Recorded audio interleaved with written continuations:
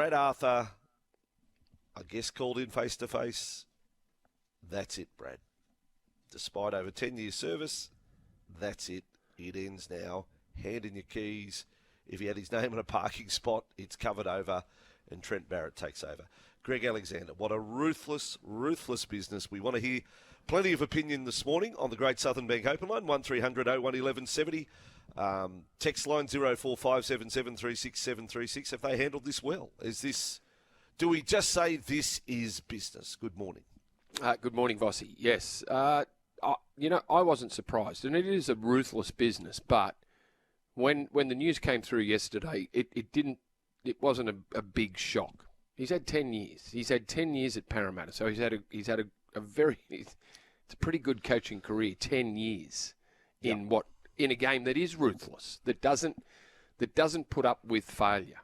So the fact that with what happened to them against Melbourne in the second half, and I'll go back a few weeks earlier, the Anzac Day weekend that saw them play up in Darwin, where they were pumped second half again, 40 points by the Dolphins. And apparently that was it. That was the end of the tenure for Brad Arthur. They made a decision weeks ago that he wasn't going to be the coach for 2025. So after yesterday's debacle, and I said, Parramatta fans at the Brisbane airport, I sat around and they were salty. They were cranky. They were angry. They wanted to change a coach. I saw the Parramatta officials. They were also there. And obviously they were down about the win, but they were probably down about Wayne Bennett as well, who they'd been courting for a few weeks. And Wayne obviously told them over the weekend at Magic Round that he was going to go with South and not Parramatta. I don't know what to believe, what Wayne's doing, but they are now after a coach. And was it handled well?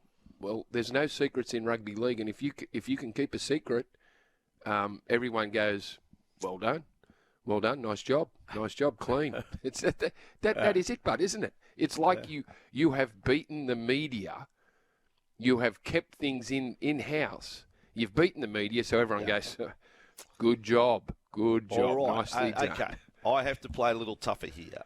You've given that, and it's a very fair appraisal, very circumspect appraisal of things. Now, the here and now, Parramatta's season, both mathematically, they're still alive, still a chance. How are they better off? In business terms, how are they better off? They've got to pay out Brad Arthur.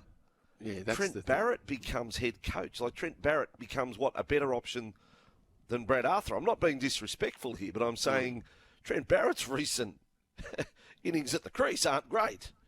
So how are Parramatta better off today through saying, Brad Arthur, you can't do the job now, round 11 in a competition? Answer that one. Because I think the Eels, like as a club, have to give the impression that they're doing something about it. I don't agree with that. I think the end had come, and they know better. People in and around the team, and we don't see them day to day, Vossi. We judge on results, and really nothing else. And so all we can judge on from outside Parramatta is what they do on the field. Now, okay, I don't think it just carries on with Brad Arthur to the end of the season. Okay. So I have no problem with them leaving, just cutting it right now and saying, let's just change something. Can't change our players, change something. Okay, well, the biggest stakeholder in Parramatta has to be Parramatta fans. We want you to call in right now. We want you to text in 0457 736 736. I'll ask Brandy this question, but we ask you this question. So what does success look like for Parramatta? Because for as long as, is it only defined by a premiership? Because Brad Arthur's record, do you want me to just read over the last, I know the overall record, but do you want me just to recap all bar last season? It ain't bad. It's... Well, I can't remember what happened before the 2022 grand final. So they made the grand final in 22. They didn't make the finals last year. So go back previous to that. But well, I'm just saying, from 2019 onwards, semi-finals, 2020 semi-finals, 2021 semi-finals, 2022 runners-up, and then last year the disappointment missed the finals. So what does success look like for Parramatta? What are they seeking? What are they seeking? Is it premiership or bust? Is it premiership or bust for a coach? Well, I guess that depends on how long you've been there, Vossi. And he's been able to get the side to the finals, as you said, between 18 and 22, grand final in 22, but then it's fallen off the cliff in 23 and 24. So time's up. And success is a premiership, but, you know, if you make the finals or if you finish in the top four, well, you've had a good year. But at some stage, you want to convert that into a premiership. And it's just it's the length of time that he's been there, and that's it. They had to change. What do you think? I haven't asked you. What do you think of? Do you think the writing was on the wall? The writing's on the wall, but I don't see how. It's real money. It's not monopoly money when you pay a bloke out. So if you've got to pay him out $1.5 million or that's real money. It's real coin. And now Trent Barrett, I assume his money gets upped a little because he takes over the roles. I just think their season is now poisoned. Totally, if it wasn't already. But I'm saying now it just confirms it. Just bangs the nails on the coffin. Well, 2024, dead and buried, Parramatta. No, it was dead and buried anyway. Okay. It was going nowhere. Going nowhere. You only had to watch them play. You only had to watch that second half. And what did we say about them yesterday? They looked tired. They looked like the white flag was up and it was blowing in the wind. It was the season was done. Now, next point is a couple of points. By the way, we do on this day at the end of this hour. On this day, whose birthday? Who was born on this day 50 years ago? Don't tell me. Yeah, Brad Arthur. Brad Arthur. Arthur. It's his 50th today. It's his 50th birthday today. Can you believe that? What about the timing of that? Your 50th. It's a big milestone. 50 today. Happy birthday, Brad. David. Hey, good morning, boys. Do you cover from Magic Round? I'm all good, but it just straight away the news cycle just continues, and that's the rugby league landscape with the bombshell decision of the Parramatta Eels to inform Brad Arthur that he is gone effective immediately as of 4 o'clock yesterday afternoon. Look, I say bombshell only in the fact that it's happened, and to the point where Brad Arthur, a 10 to 11 year mentor of the Parramatta Eels, for so many seasons, guys. If we think about it, if you cast your minds back, so many seasons.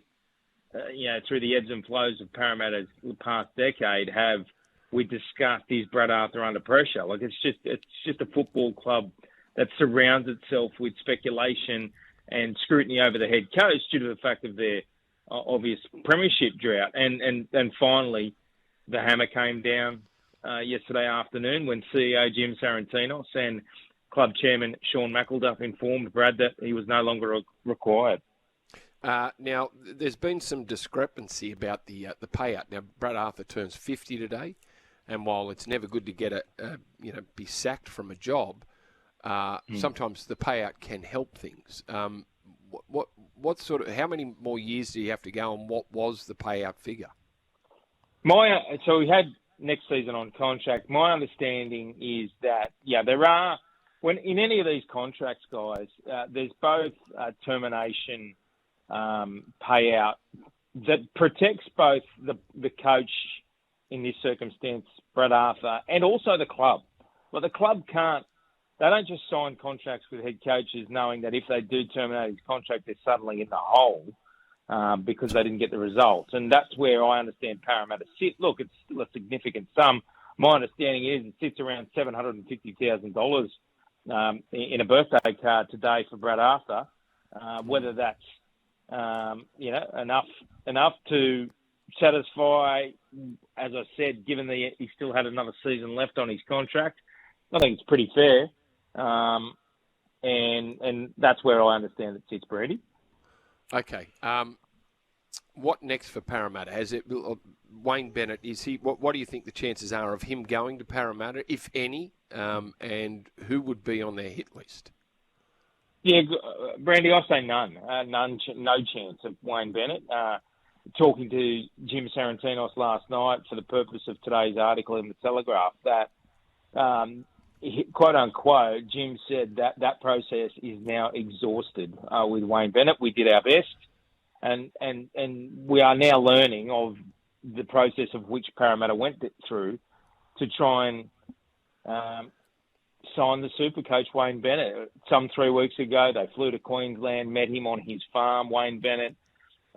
Ironically, guys, it was the day after that Jason Demetrio was sacked at South Sydney that Parramatta internally made the decision themselves to move on from Brad Arthur and kept it in-house while they conducted this pursuit of Wayne Bennett. Now, they explained to me last night that the reason they kept it in-house is two things. One, obviously, to go and chase Wayne Bennett, but also to keep it confidential so that the scrutiny and pressure didn't engulf the club, and more so Brad Arthur, knowing that internally they'd already made their decision that he was gone. And while ever the process with Wayne Bennett was still ongoing, they were content to keep Brad in the chair. And it reached to this point in time. Now that they know that Wayne won't be coming to Parramatta, they decided to pull the trigger on Brad yesterday. It's a polarising point of view on whether they handled it well or not. I say they did, in the fact that they were able to keep it confidential, knowing that they'd already made their decision on the head coach. And unfortunately, they weren't able to land Wayne Bennett. Okay, so what about, so the coach cops it in the neck again. What about the playing roster? Then whatever they get, we can only speak in hypothetical terms at the moment, but next coach comes in, wants to put their imprimatur on it, don't want to necessarily just inherit this squad. How much leeway would the next coach have to terminate contracts, to basically do a clean out? Yeah.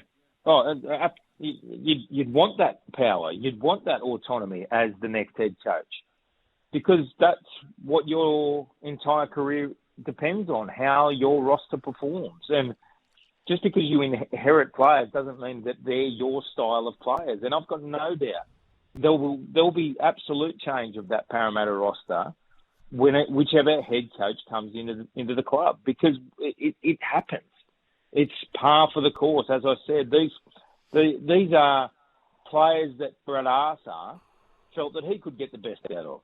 It might not necessarily mean that the next coach believes that he can get the best out of. Secondary to that, Vossi, their salary cap is out of whack completely. They've got way too much money tied up in the front row in Regan Campbell, Gillard and Junior Borlo. They have a lot of highly paid players, of which has impacted their ability to spread their talent across the rest of the roster. And that's where they're falling short. Outside backs, they have so much money tied up in Mitch Moses, Dylan Brown, Clint Gutherson, two front rowers. It's part of the reason why they had to go back to England to pull Lussick over as a cheap dummy half. And as I said, their outside backs are constantly stopgap solutions. I think they're going to have to tap some players on the shoulder to clean their salary cap anyway. Clean their salary cap up, despite the fact of whatever the next head coach wants to do to the roster anyway. Yes, they won't want to be paying players out though. So those on contracts, they've just paid out Brad Arthur, so they won't want to be saying, well, let's move him on, but it's going to cost us this much. Then your salary cap's reduced by that. They've got to be Brandy, careful. you're right. No, you're spot on. But unfortunately, when you are in this situation, sometimes you do have to take a bit of pain to clean your salary cap up. Yep. And I hear what you're saying. And to be fair, your club Penrith did that. Regan Campbell Gillard's a perfect example. Wonga Blake's another example.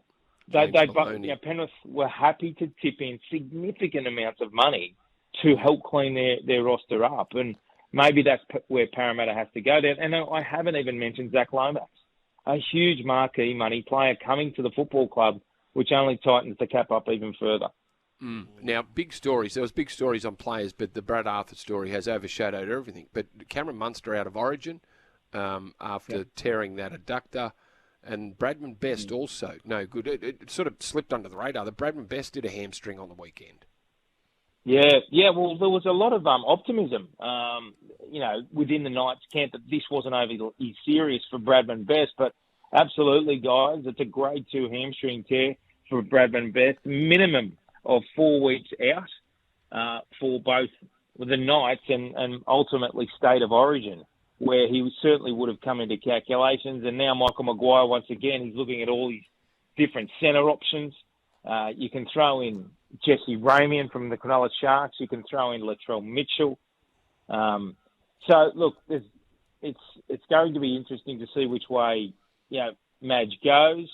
But it's another little chink for the Blues and for Madge in what will be obviously his very first Origin camp. And everything I'm getting out of that discussion, guys, is how much Madge wants to start day one healthy, and that he'll have no player under an injury cloud going into that match. And that's his focus. Guys, I failed to mention Joseph Suaalii as well. It certainly comes into the discussion point now as well. Ramian, Latrell and Joseph Suaalii. Just one on Blaze Talangi, and got a text here. Could this be part of the reason why Blaze didn't take up his player option, waiting to see who is coaching next? And what is the story with Blaze Talangi? Because I think he's shown in we've only had a pretty little sample size, but he's a player of immense talent. Yeah, I agree, Brandy. 2 starts at fullback now. I've got no doubt that was a contributing factor. Player managers have an ability to pick up what's blowing in the wind, and potentially, if we consider that the Parramatta Eels management have been undergoing some discussions with Wayne Bennett over the past 3 weeks behind closed doors, and at the exact same time, one of the a red hot talent within the Parramatta club decides to trigger an option that puts him on the open market, it wouldn't shock me. It wouldn't shock me that the Eels club have just said, hey, just hold fire on shopping yourself far and wide, because we could have some change here. So I'm not suggesting that Brad Arthur and Blaze, Talangi didn't get on or anything, but the fact that Blaze was willing to take himself to the open market suggests that he couldn't see a future for himself in the current roster setup under Brad Arthur. So, as I said, I'd be shocked if there wasn't some type of nod, wink, wink, just to hold fire, Blaze, and let's see who the next coach is before you start signing with a rival club.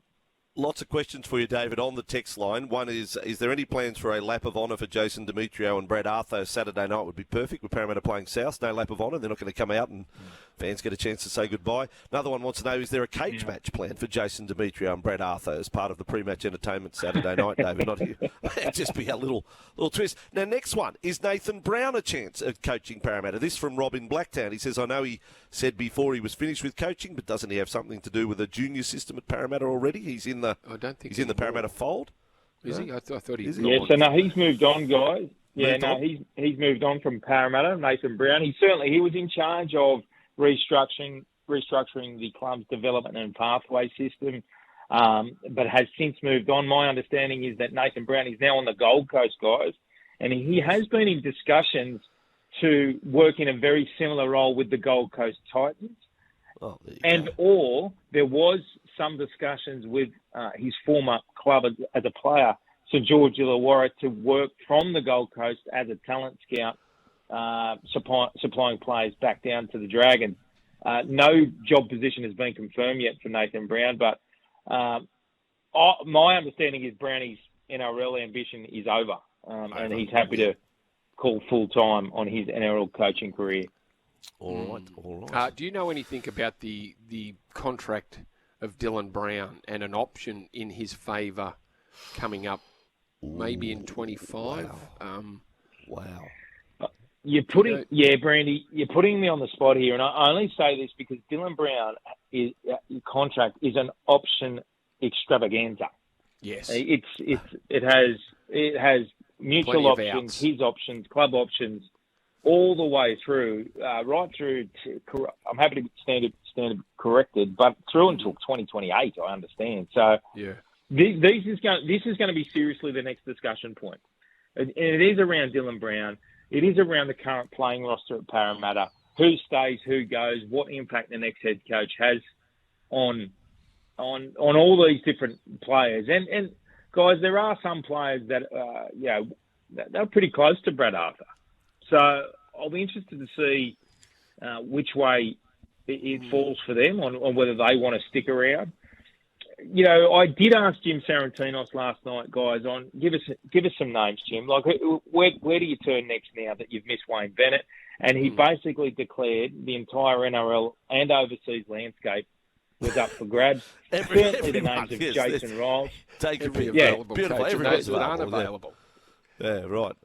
Yeah, right. Like the Jason Riles is an interesting one, guys. He's currently Jurgen Klopp.